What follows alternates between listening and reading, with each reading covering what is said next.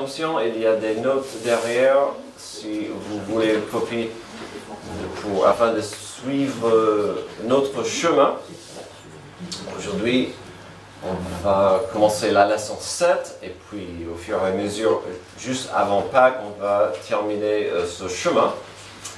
Donc, et pour vous avouer, j'avais ma copie de notes et je ne sais pas où je les ai mis. Donc, ils sont à la maison, donc j'ai pris une copie que j'ai mis à votre disposition, mais c'est quasiment les mêmes choses. Donc, aujourd'hui, c'est le serpent d'airain de Nombre 21, mais bien sûr, il faut un peu revoir ce que nous avons déjà vu. Donc, tu peux quand même, si tu veux aller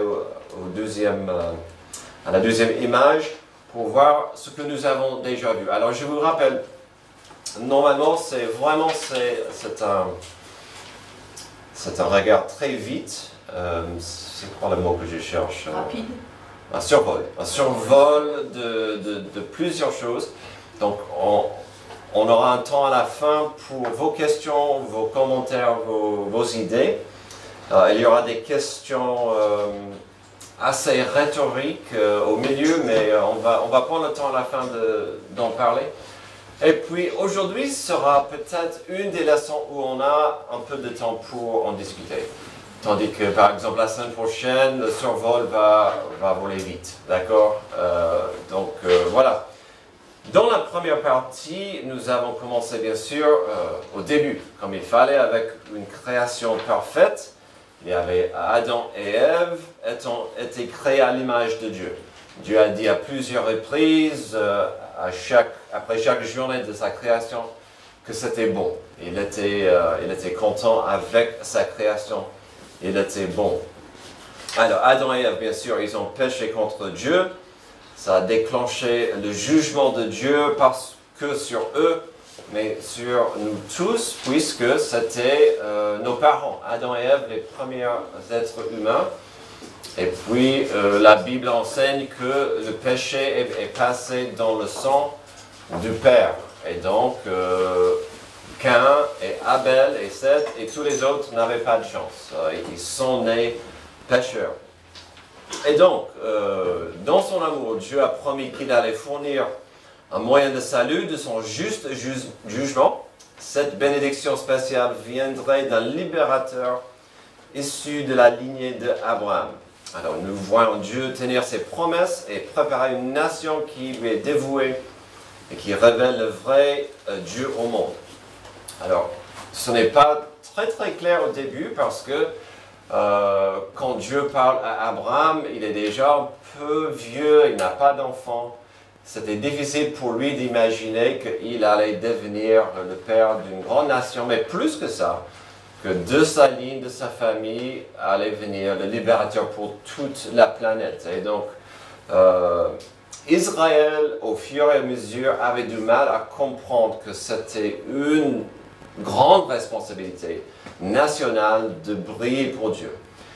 Et si vous connaissez même un peu votre Bible, vous savez qu'Israël avait du mal avec cette responsabilité de bien illuminer pour Dieu. Et on verra ça la semaine prochaine, comment il ne pouvait pas casser ce cercle vicieux. Voilà. Donc, révision de la première partie, Dieu est éternel. Entre toute sa création, sa plus grande réalisation était Adam et Ève, créés à son image. Toute la création de Dieu était parfaite et sans mort ni souffrance, mais Adam et Ève ont péché contre Dieu. Ils sont tombés sous la malédiction à cause de cela. On a vu Genèse 3, l'importance de comprendre que nous vivons maintenant dans un monde maudit, sur une planète maudite, et que cette planète n'est plus notre amie. Les tremblements de terre, des famines, des problèmes, des tsunamis, la méchanceté de l'homme, tout ça vient de cette malédiction. Dieu a promis d'envoyer un libérateur et a démontré la nécessité d'un sacrifice pour couvrir le péché. Et donc, si vous prenez les notes, il faut comprendre ça, surtout dans l'Ancien Testament. Quasiment à chaque fois, pour toutes ces histoires, Dieu a demandé ou a exigé même un sacrifice, et c'était pour couvrir. Ça n'a pas effacé la tort, ça n'a pas enlevé le problème, mais ça a couvert le péché. Donc on a vu ça même dans le jardin, quand Dieu a fait les habits de peau, il y avait un sacrifice de sang. Même chose pour Noé. Donc Dieu a choisi de créer une nation à partir d'un seul homme. Il lui a promis qu'à sa descendance, il aurait une terre spéciale, que de lui viendrait une grande nation, que de cette nation, Dieu allait fournir le libérateur qui bénira le monde entier. Dès le début de la chute, Dieu démontre la nécessité d'un sacrifice de substitution et qu'il sera celui qui le fournira. Ou il devait demander à l'homme, par la foi, d'être prêt et de préparer le sacrifice futur. On a vu ça par exemple avec Noé, où bien sûr Noé a fait une arche assez grande pour un mâle, femelle de chaque espèce, mais aussi pour des sacrifices à la fin du voyage. Et donc par la foi, Noé devait fournir ces animaux pour ces sacrifices. Et donc on ne voit pas que des sacrifices, mais la nécessité aussi de la foi de obéir à Dieu, son plan pour la rédemption. Donc Dieu est éternel, Dieu est fidèle. Il a donné la terre, Dieu les emmène vers la terre promise à Abraham pour sa descendance. Nation. Alors on a trouvé les descendants d'Abraham sont maintenant assez nombreux pour former une nation. Ils étaient, on estime 2 à 3 millions en esclavage en Égypte quand Dieu a décidé, c'était le moment propice de les libérer. On a regardé la Pâque, l'importance de ce sacrifice, encore qui nécessitait la foi et encore, si vous connaissez un peu vos Bibles, peut-être vous grandissez un peu, vous apprenez, on va dire souvent ici que pour montrer la foi, il faut obéir. On ne peut pas séparer la foi et l'obéissance. Et donc, on a vu ça à chaque fois dans toutes ces histoires, et surtout avec Noé, avec la Pâque, la première Pâque, et la délivrance que Dieu leur a donnée. On a vu cette importance du sacrifice et le sang qui était sur la porte pour protéger ceux qui ont mis leur foi en Dieu. Alors jusqu'à là, on a couvert en 6 semaines jusqu'au tabernacle. Est-ce qu'il y a des questions ou des commentaires qui vous a touché jusqu'au tabernacle? Je sais qu'Antoine a beaucoup parlé du tabernacle ces dernières semaines. Avant d'avancer, est-ce qu'il y a... C'est bon? Ok, on va sauter dans cette histoire du serpent de Hérin à Nombre 21. Alors, il est très important, et puis puisque c'est un survol, puisque nous avons sauté certaines histoires où on a mentionné certaines histoires. Ce qu'il faut comprendre à ce stade, et c'est dans vos notes, ils sont dans une période pénible de punition. À cause de leur incrédulité à la frontière de la terre promise, Dieu a puni leur rébellion avec une punition de 40 ans de errer dans le désert. Alors, ils sont arrivés à la frontière, la terre promise, et ils ont dit, on ne peut pas le faire. Cette terre est remplie d'un peuple trop fort pour nous. Nous sommes comme des petites bêtes à leurs yeux, ce n'est pas possible. Alors, après les 10 plaies en Égypte, après les 10 commandements sur le mont Sinaï, après tous ces miracles et la puissance de Dieu, ils ont dit, nous ne pouvons pas. Ils ont pleuré toute la nuit, ils ont écouté 10 espions, pas les 2, Caleb et Josué, excuse-moi, Et puis, donc, ils ont rebellé contre Dieu. Et donc, Dieu a dit, ok, cette génération va errer dans le désert 40 ans. Et vous n'y entrerez pas, sauf Caleb et Josué. Et donc, il y a une grande partie de l'Ancien Testament, Exode, Lévitique et Nombre, où on voit, c'est juste, c'est un peu bizarre comme histoire, parce que c'est juste les histoires où ces gens doivent mourir. 40, ils savaient, on doit errer 40 ans. Le but ultime, c'est que cette génération rebelle meure dans le désert. C'est un peu morbide, mais c'est tout à fait correct selon leur attitude. Et donc, c'est là où on se trouve.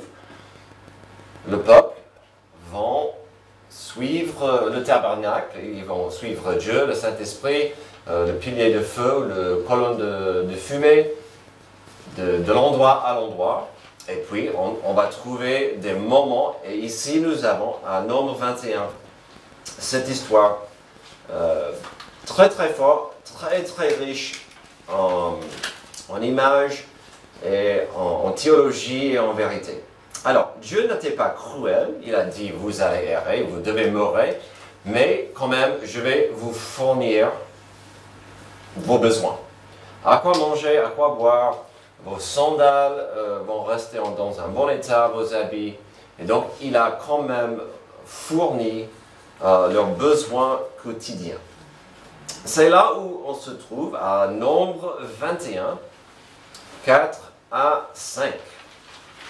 Donc, ils partirent de Mont Hor par le chemin de la mer des roseaux pour contourner le pays d'Édom. Le peuple s'impatienta en route et parla contre Dieu et contre Moïse. Pourquoi nous avez-vous fait quitter l'Égypte si c'est pour que nous mourions dans le désert? En effet, il n'y a ni pain, ni eau, et nous sommes dégoûtés de cette misérable nourriture. Alors, on a assez de temps pour parler de cette misérable nourriture. C'était quoi? Qui se souvient de cette misérable nourriture? Oui. La manne. Et les cailles. Aussi. Mais la manne était chaque jour ce pain délicieux qui était là chaque matin, disponible assez pour la journée. Il y avait assez pour la journée. Il fallait l'amener chez soi. Et c'était délicieux, mais voilà, on est dégoûté de cette horrible manne, d'accord? C'était un miracle. Dieu fournissait un miracle chaque jour pour fournir leurs besoins. Alors, donc, nous avons une attitude pourrie. Alors, donc, je vous ai donné en couleur des choses liées, des questions rhétoriques liées à leurs questions, ou à ce qui se passait. Pourquoi ils étaient si impatients? Ça dit, ils s'impatientaient en route. Alors, on a vu qu'ils comprenaient. Vous allez errer dans le désert 40 ans jusqu'à ce que cette génération meure. Alors, quelle phrase tellement stupide, on s'impatiente. Mais pourquoi?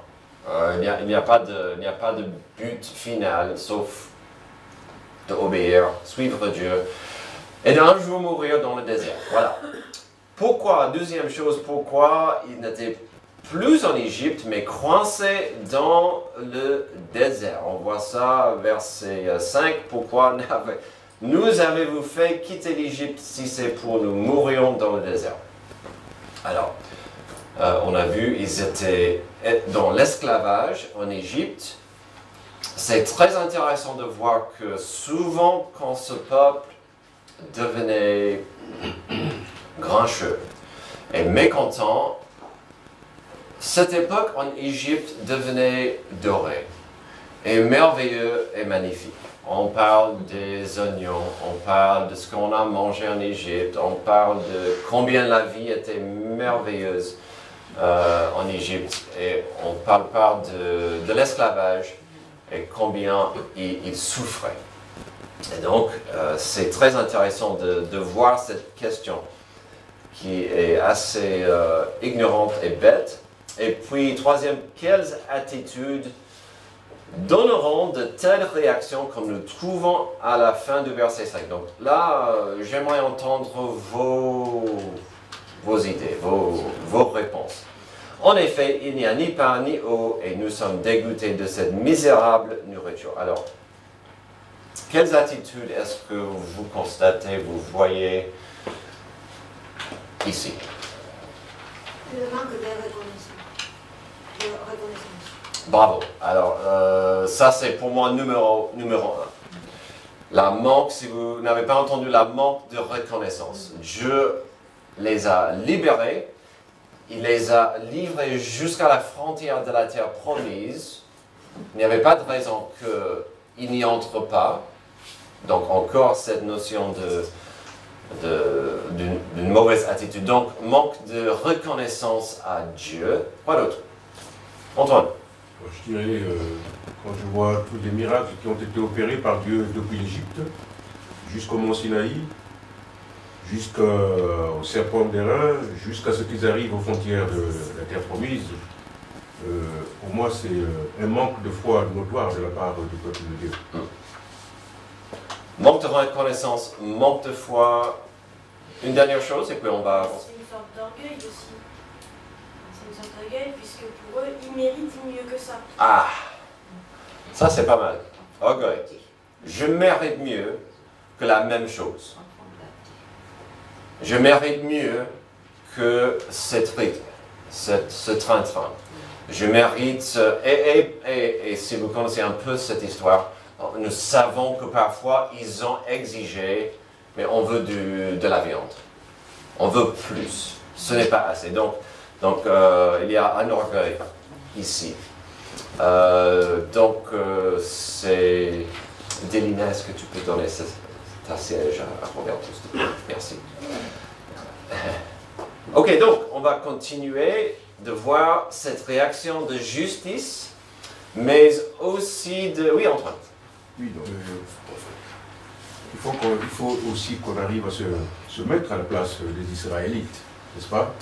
C'est vrai qu'ils étaient sous l'esclavage en Égypte, mais ils avaient tout. Maintenant que Dieu les fait quitter ce qu'ils avaient, et jusque-là, ils ne sont pas encore arrivés à destination. Et pendant ce parcours, il se passe beaucoup de choses. C'est tout à fait normal qu'il y ait à un moment ou à un autre le manque de foi, parce que le but, jusque-là, ils n'ont pas encore atteint le but. Parce que c'est pas facile d'abandonner tout ce qu'ils avaient. C'est tout à fait normal qu'ils le regrettent. J'ajouterais, puis je comprends ce qu'Isabelle veut ajouter. Parfois leur foi était faible, mais je dirais qu'ils n'avaient pas une relation avec le Dieu.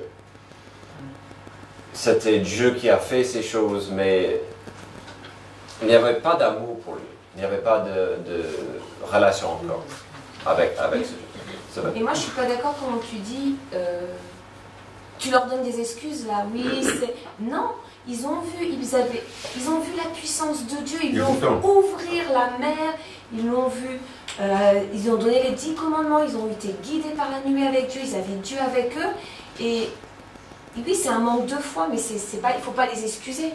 C'est humain, je veux dire, nous on aurait certainement fait la même chose, je pense que ça illustre la nature humaine. Amen. Mais ça ne les excuse pas pour autant. Non, ça ne les excuse pas. Et oui, on peut en revenir.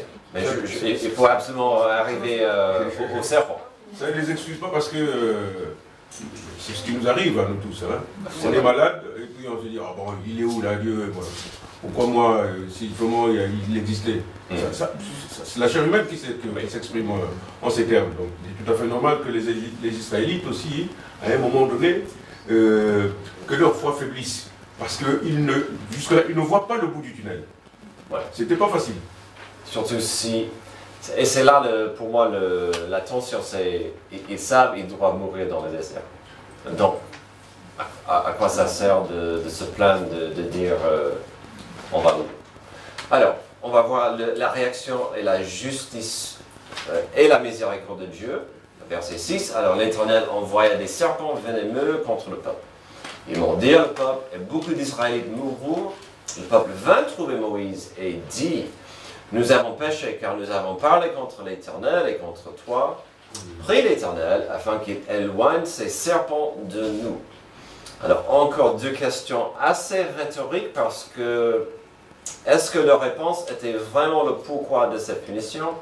Oui, ils ont parlé mal de Dieu, ils ont parlé mal de Moïse, mais on a vraiment vu à la racine de la réaction. Ce n'était pas juste ce qu'ils ont exprimé, c'était ce manque de reconnaissance, cet égoïsme, cette attitude pourrie. Donc ce qu'ils ont proclamé était le résultat des attitudes pourries. Et la réponse au dilemme que je vous ai mis en rouge, est-ce que la réponse devait être l'enlèvement de la punition? Prie l'Éternel afin qu'il éloigne ces serpents de nous. Alors c'est encore, si vous connaissez un peu vos Bibles, Dieu souvent n'agit pas comme ça. Il ne va pas enlever le problème, surtout si le problème vient de mes actions, mes décisions, mon orgueil. On revient toujours au mot de Amélie, l'orgueil. Et donc, c'est très intéressant de voir, oui, ils ont crié, enlève ces serpents, enlève cette punition. Ce n'est pas du tout ce que Dieu a fait. Qu'est-ce que Dieu a fait?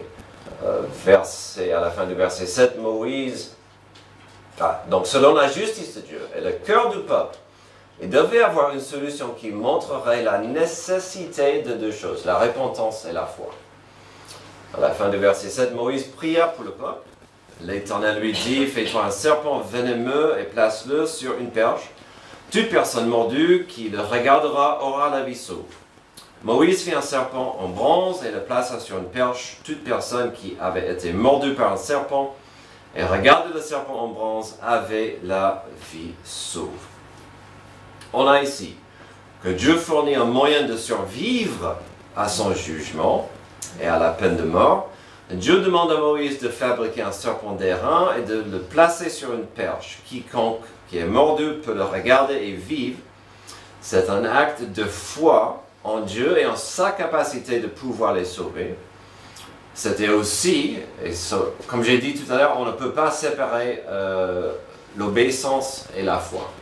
Si vous allez dire, je veux agir par la foi, souvent il faut prendre les pas d'obéissance.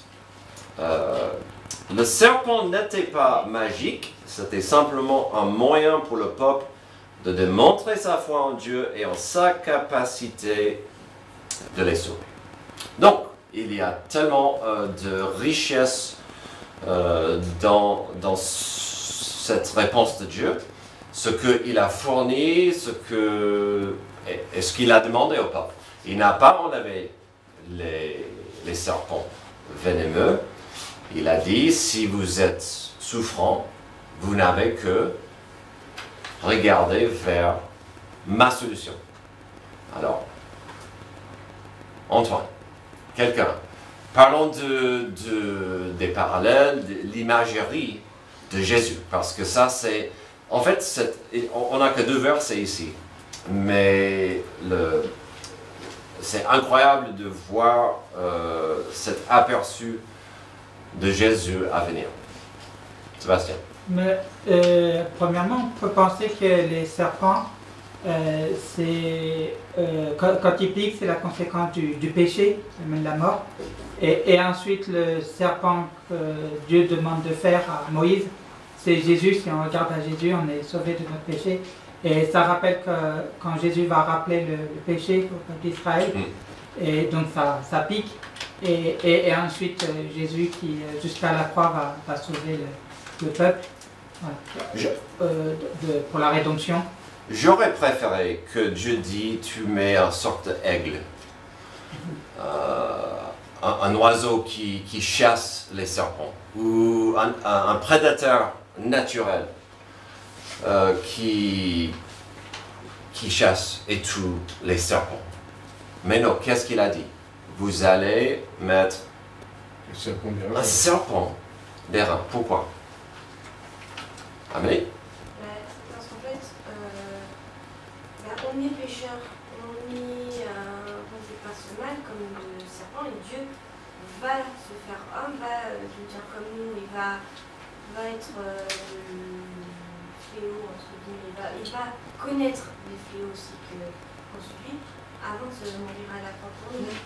Et que c'est justement parce que il est venu et que il a subi ce qu'on a subi, comme le serpent, comme là le serpent était l'image de ce que subissaient les Israélites, c'est comme ça qu'on est sauvé, c'est parce que lui il a pu, il est passé au-delà. Le serpent ici, il est là, mais il ne peut plus rien faire. Il ne peut plus rien nous faire, on est protégé. Et puis la clé, ce jour-là, c'était simplement, par la foi, de regarder au serpent élevé, au-dessous la souffrance, et accepter cette solution de Dieu. Alors, j'ai grandi, le texte ne le dit pas, mais on peut présumer qu'il y avait des gens qui ont refusé, qui préféraient mourir dans la souffrance. Non, Dieu, il m'a fait ça. Non, je refuse. Et rien n'a changé depuis. Absolument rien n'a changé depuis. Et je reviens souvent à Calvaire. Et ceux qui étaient devant lui, et vous avez toute tranche d'humanité à la croix. Ceux et certains ont regardé à la croix, d'autres ont raillé, d'autres ont rié. Le salut aussi. Comment? Et aussi le salut. Oui, c'est ce qu'il dit. Oui, absolument. Refuse de lever les yeux à Jésus. Antoine. Je voulais simplement mettre en relief les similitudes qu'il y a entre le serpent d'airain et la croix du Calvaire. Parce que c'est vrai que beaucoup sont morts qui n'ont pas voulu regarder, avoir le regard fixé au serpent d'airain. Et jusque-là, je continue à croire que c'est Dieu est en train de, si je peux parler en termes vulgaires, de tester la foi des Israélites, qui pour ceux qui avaient la foi, il y en a eu, qui ont été sauvés des morsures de ce serpent. Mais de nos jours, combien regardent à la croix du Calvaire? Peu. On continue toujours de le refuser. C'est un manque de foi vis-à-vis des moyens que Dieu leur donne, des moyens que Dieu pourvoit au salut de l'humanité. Nous continuons jusqu'ici. Qui accepte Christ? Peu acceptent Christ aujourd'hui. Bien au contraire, surtout avec la révolution des réseaux sociaux, et quelle vulgarité nous trouvons dans ces réseaux sociaux par rapport à ce qui concerne Christ. Et si vous n'avez pas une foi bien trempée, mais vous fléchissez. Mais bon, par la foi, nous continuons à regarder à Christ. Je parle souvent de la souffrance humaine, que nous les chrétiens doivent avoir une bonne réponse biblique et équilibrée pour expliquer la souffrance dans le monde, parce qu'on entend souvent, si Dieu existe, il n'y aurait pas ceci, ou il y aurait, Roberto entend souvent, si ton Dieu existe, il n'y aurait pas de guerre, ou des gosses qui meurent, on parle souvent de... Et vous entendez ces choses.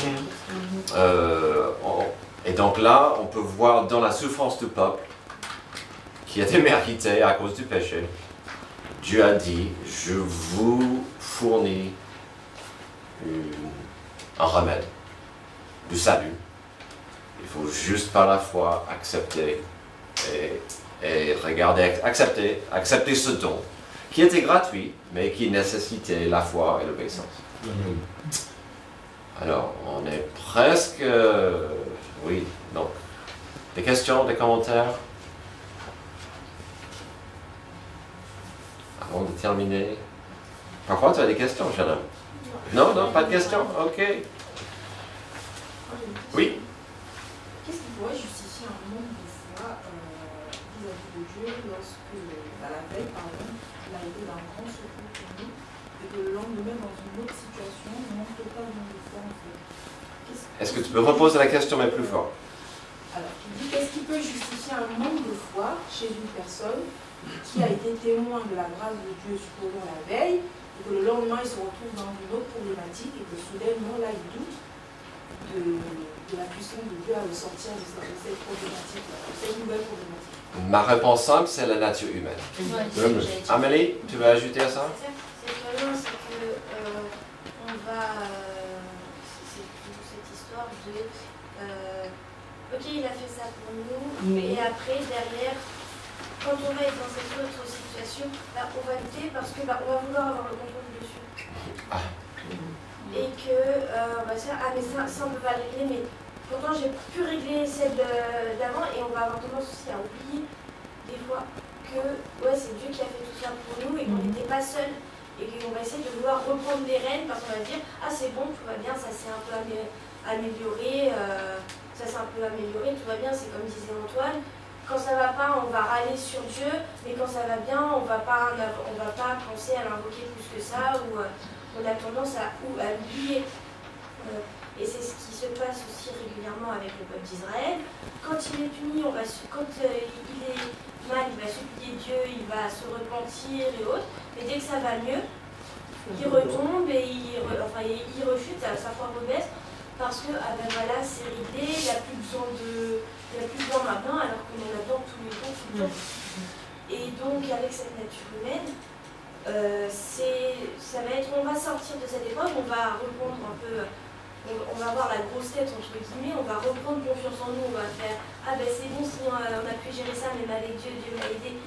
C'est cool quand on arrive, du coup Dieu va nous remettre à l'épreuve, et avec cette épreuve, on va recommencer à le faire, on va dire bah non, on peut plus contrôler. Comment on fait, on peut plus contrôler. Ah et c'est pas forcément systématique qu'on va faire, ah là oui on a besoin de Dieu, on va appeler Dieu, et du coup la situation va avoir commencé à s'enfoncer, et c'est seulement quand on va être plus bas que là on va faire ah oui c'est vrai que même avant je me souviens qu'il y a Dieu qui m'a aidé, il faudrait peut-être que je lui demande, il faudra peut-être encore refaire quelque chose. Donc c'est pas forcément une justification, mais c'est une des causes pour laquelle voilà, d'une épreuve à l'autre, en fait on n'a pas, c'est pas parce qu'on a eu une épreuve qu'on va plus en avoir du tout après. Dans la souffrance, il est très compliqué d'engager sa foi et confiance en Dieu. C'est comme ça souvent. Et donc il faut y penser, il faut se souvenir de ça. Une dernière chose et on va prendre... Je rebondis sur tout ça, d'où l'importance de la relation qu'on a avec Dieu. C'est important d'avoir une relation constante et en tout temps. Parce que forcément, la nature humaine, on a parlé, fait que pour nous c'est acquis. Ah, Dieu a fait quelque chose pour moi, donc c'est acquis, donc c'est bon, je suis sous la grâce de Dieu et en tout temps il va me pardonner, donc voilà. Mais non, en fait, ça ne marche pas comme ça. Voilà. Ok, merci pour votre participation, vos questions. La semaine prochaine, on va regarder la période des juges et les rois et ce cercle vicieux qui, avec cette notion où le peuple a du mal à se soumettre et mettre la confiance en Dieu. Merci. Amen.